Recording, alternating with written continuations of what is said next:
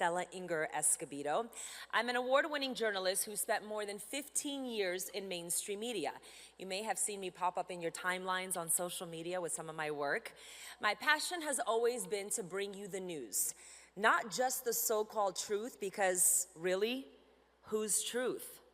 My job is to report on reality, not the one that's manufactured, but the one we actually live in. But to understand why I care so deeply about this, you have to understand my background. I was born under communism. I am a Soviet Jewish refugee from Uzbekistan. I was born in Tashkent. My family lived under the same hammer and sickle that the left is now trying to modernize in places like New York City. I know what it's like to come from a place where there was one main newspaper called Pravda, which means the truth in Russian.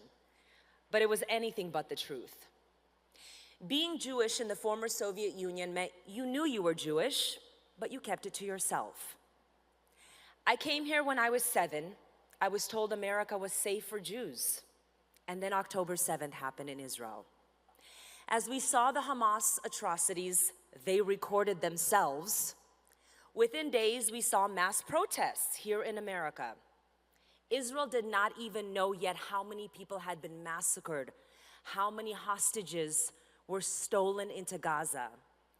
As I watched journalists covering the mass protest, I knew it was going to be a long road for Jews. Even before Israel went into Gaza, we heard people calling Israel an apartheid state, while crowds chanted from the river to the sea, and no one challenged them. I did not see reporters ask, from what river to what sea? Because the answer exposes the lie. So I did what I do best. I picked up my phone, started recording videos for social media, challenging them, exposing the spin, and millions of people started listening. I have to tell you, I was very disappointed in the Associated Press, the gold standard for news. And what I'm about to say is not an attack on any individual journalist, because there are many wonderful journalists. This is bigger than them. You see, the Associated Press isn't just news. It's not just a news outlet. They're also a news source. Let me explain to you.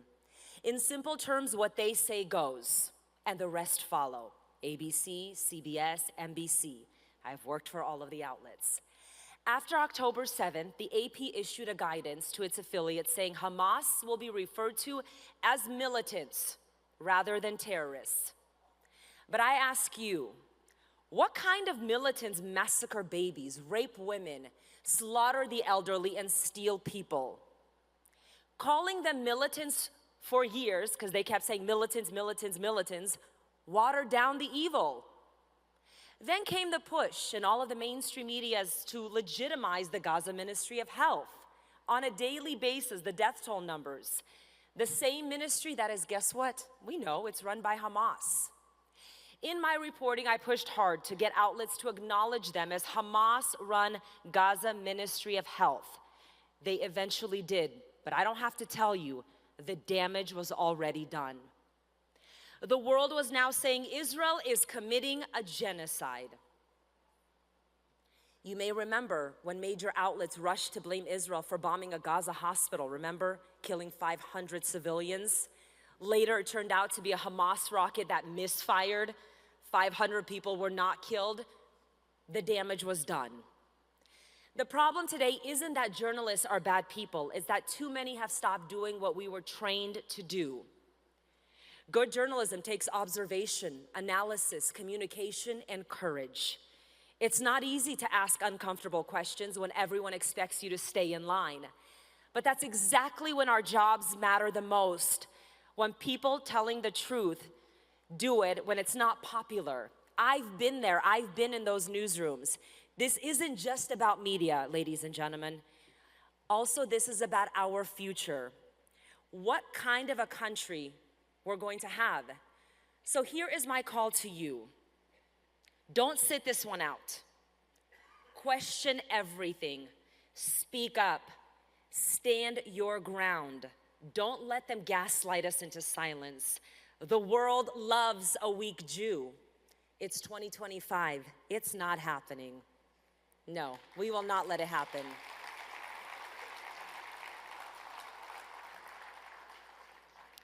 If we don't fight for what is right, there won't be anything left to defend. Let the UK, let Europe be a warning to all of us. And I promise you, as long as I have a camera, a microphone, and a voice, I'm going to keep fighting for it, because the promise of America doesn't echo on its own. Together, we'll make it impossible to ignore. Thank you so much.